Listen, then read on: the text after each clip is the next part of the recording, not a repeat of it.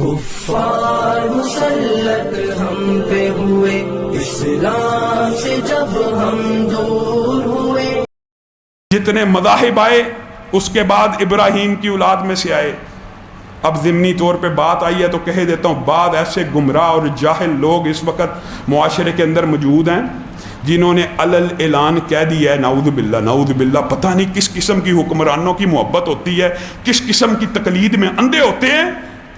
اسرائیل کو ماننے کا ایک سوشل میڈیا کے اوپر کمپین کا آغاز کیا ہوا ہے، بعد ایسے ایسے لکھاری پیدا ہو گیا، معاذ اللہ کہنا شروع ہو گیا نبی کریم صلی اللہ علیہ وسلم بنی اسرائیل میں سے تھے، نعوذ باللہ۔ سب کو پتہ ہے نبی محترم اسماعیل کی اولاد میں سے ہیں، بنی اسرائیل یعقوب علیہ السلام کی اولاد، اسحاق کے بیٹے ہیں یعقوب، وہ دوسرا سلسلہ ہے۔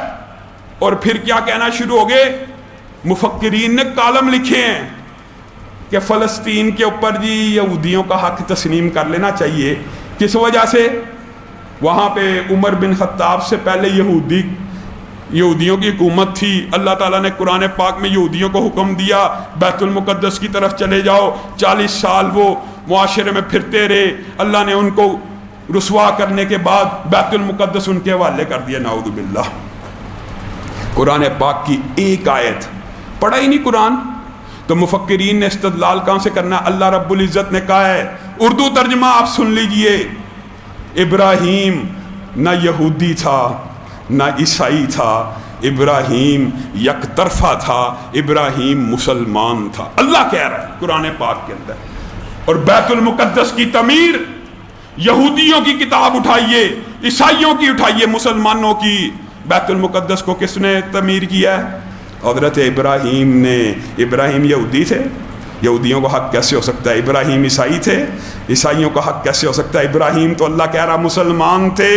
اور اسی حق کو نبی کریم صلی اللہ علیہ وسلم نے اپنے صحابہ کے دل میں ایسے اجاگر کیا کہ حضرت عمر بن خطاب نے بیت المقدس کو جب فتح کیا، اللہ کی قسم مسلمان اتنا خوش تھے۔ یہ ایک لمبا چوڑا باب ہے، یہ ایک تفصیلی باب ہے، حضرت عمر کی سیرت کے اندر ہم نے اس کا ذکر کیا تھا۔ بیت المقدس کے اوپر حقیقی معنوں میں بھی تاریخی اعتبار سے اگر حق ہے تو ابراہیم ہمارے نبی کے والد ہیں، اسماعیل کے بابا ہیں، نہ وہ یہودی ہیں نہ وہ عیسائی ہیں۔ نبی کریم صلی اللہ علیہ وسلم نے اپنے باپ ابراہیم کا دین اسلام آگے پھیلایا، مسلمانوں کا حق تاریخی آئینی قانونی طور پہ ہر طرح بیت المقدس کے اوپر ہے۔ یہ ایک طویل باب ہے، انشاءاللہ کبھی وقت آیا اس کو بھی اچھے طریقے سے بیان کیا جائے۔ ایک تاریخ ہے اسلام کی جس میں آپ کے سامنے حضرت عمر بیت المقدس کو فتح کرتے ہوئے نظر آتے ہیں۔ اسلام کی اگر تاریخ کی بات کی جائے ہر بندہ کہتا ہے یہ بڑا سنہرا باب ہے، لیکن آج امت کے اوپر عجیب و غریب وقت آ چکا ہے۔ آج ہمارے ملک کے حکمرانوں نے یہ اعلان کیا ہے کہ پوری پاکستانی قوم 30 منٹ بعد اخباروں میں اور میڈیا کے اندر 5 منٹ جتنے بھی منٹ ہے کھڑی ہو جائے، اپنی اپنی جگہ سے نکل کر باہر نکلے، کشمیریوں کے ساتھ اظہار یکجہتی کرے۔ اچھی بات ہے، کشمیریوں کے ساتھ اظہار یکجہتی کرنی چاہیے، اس میں کسی قسم کا کوئی اعتراض نہیں، لیکن بھائیو صدق کے دل سے بتاؤ کیا یہ کام حکمرانوں کا ہوتا ہے کہ اپوزیشن کا؟ حکمران بھی اگر یہ سمجھتے ہیں کہ ساری قوم باہر نکل کے احتجاج کرے، کیا مقبوضہ کشمیر اس طرح آزاد ہو جائے گا؟ کیا میں اور آپ 30 منٹ باہر کھڑے ہوں، اگر تو اپوزیشن ہو، حکمرانوں کے اوپر پریشر ڈال رہی ہو کہ آگے بڑھو، لڑو، نکلو، جہاد کرو، پھر تو کوئی بات بنتی ہے کہ سڑکوں کے اوپر احتجاج ہو رہا ہے، حکمرانوں کے خلاف، حکمرانوں کو انگیخت کیا جا رہا ہے، حکمرانوں سے مطالبہ کیا جا رہا ہے، حکمرانوں سے درخواست کی جا رہی ہے کہ جہاد کا پرچم اٹھاؤ۔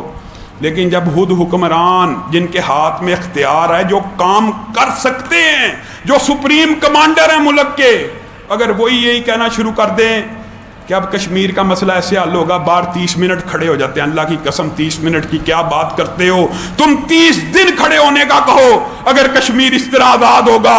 لاکھوں کروڑوں محب وطن اور دین کے طلبہ لاکھوں کی تعداد میں سڑکوں پہ کھڑے ہونے کے لیے تیار ہیں۔ کیا اس طرح آزاد ہوگا کشمیر؟ اس طرح آزاد نہیں ہوگا.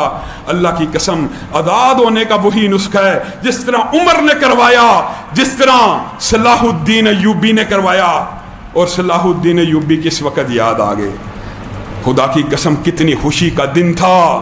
بیت المقدس جب فتح ہوا نا تو سلطان صلاح الدین ایوبی کی آنکھوں میں پانی تھا. اس نے کہا بیت المقدس کے چاروں طرف کھڑے ہو کے اذانیں دینا شروع کرو, اذانیں دینا شروع کرو. پورے علاقے میں کوئی مسلمان ایسا نہ رہ جائے جس کو ان اذانوں کی آواز نہ آئے اور نماز کے لیے حاضر نہ ہو. جس وقت صلاح الدین ایوبی نے بیت المقدس کے چاروں طرف مؤذنوں کو کھڑا کیا, کتنا خوبصورت وہ لمحہ ہوگا. اور مورخین نے اللہ کی قسم اس جملے کو پتہ کیسے قید کیا. کہا جس وقت مؤذن نے بیت المقدس کے ارد گرد کھڑے ہو کے اللہ اکبر کہا, اللہ اکبر کہا, اس وقت مسلمانوں کی خوشی کا عالم یہ تھا کہ خوشی سے ان کے کلیجے پھٹ جاتے. جہاد کی برکت یہ ہوتی ہے کہ جب اذانیں دی جائیں مسلمانوں کے کلیجے خوشیوں سے پھٹ جائیں کہ یہ غاصبانہ قبضہ آج ختم ہو گیا. آپ ہمیں کہتے ہیں 30 منٹ کے لیے باہر کھڑے ہو جائیں, کشمیر آزاد ہو جائے گا. اس طرح کشمیر آزاد نہیں ہوگا. کشمیر کو اگر آزاد کرنا ہوگا, مسلمان کبھی جنگ کی آرزو اور تمنا نہیں کرتا, لیکن اگر مسلمان کے اوپر جنگ مسلط کر دی جائے, یہ مسلط کی گئی جنگ ہے, یہ لڑنی پڑنی ہے, یہ مسلط کی گئی ہے, مقبوضہ کشمیر کے مسلمانوں کے اوپر جبری طور پہ مسلط کی گئی ہے. اللہ کی قسم نبی کریم صلی اللہ علیہ وسلم نے کہا مسلمان جنگ کی آرزو مت کرے, لیکن جب جنگ ہو جائے تو پھر پیٹھ نہ پھیرے. بڑے ترین گناہوں میں سے یہ گناہ ہے کہ جس دن کافر حملہ کر دیں مسلمان ریاست کے اوپر, یا مسلمان حکمران اعلان کر دیں کہ کفار کے ساتھ جہاد کا وقت آ گیا ہے, بدترین گناہ اس دن کوئی پیچھے رہ جائے. بدترین گناہ ان گناہوں میں سے ہے جو کبائر میں سے ہے, جو ہلاک کر دینے والے ہیں. آج مسلمان حکمران ہماری اس درخواست اور التجا کے اوپر غور کریں. ہم آپ کو بلا وجہ جنگیں لڑنے کا نہیں کہتے. اور علامہ شہید انہوں نے اپنی آخری تقریر میں یہ الفاظ کہے تھے, اور ان کے الفاظ غور کرنے کے لائق ہیں. کیا کہا تھا؟ یہ جو مگ بنائے ہیں, یہ جو مراج بنائے ہیں, F-16 بنائے ہیں, F-16 بھی ہیں, مگ بھی ہیں, مراج بھی ہیں, لڑتے نہیں. یہ کس لیے بنائے ہیں؟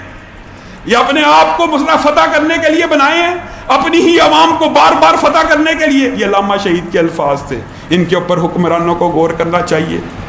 اللہ معاف کرے, ہم آپ کو جارحیت کا نہیں کہہ رہے, ہم تو آپ کو دفاع کا کہہ رہے ہیں کہ مسلمانوں کے دفاع کے لیے آپ کو ان کا ہر طرح کی مدد, چاہے پراکسی وار کرنی ہو, چاہے کسی بھی طریقے سے جنگ لڑنی ہو, لیکن اب حکمران ہو کے کم از کم اپوزیشن والے کام نہ کریں کہ قوم باہر نکل آئے احتجاج کے لیے کھڑی ہو جائے. یہ کام اپوزیشن کرے تو زیب دیتا ہے, حکمرانوں کو عملی قدم اٹھانا.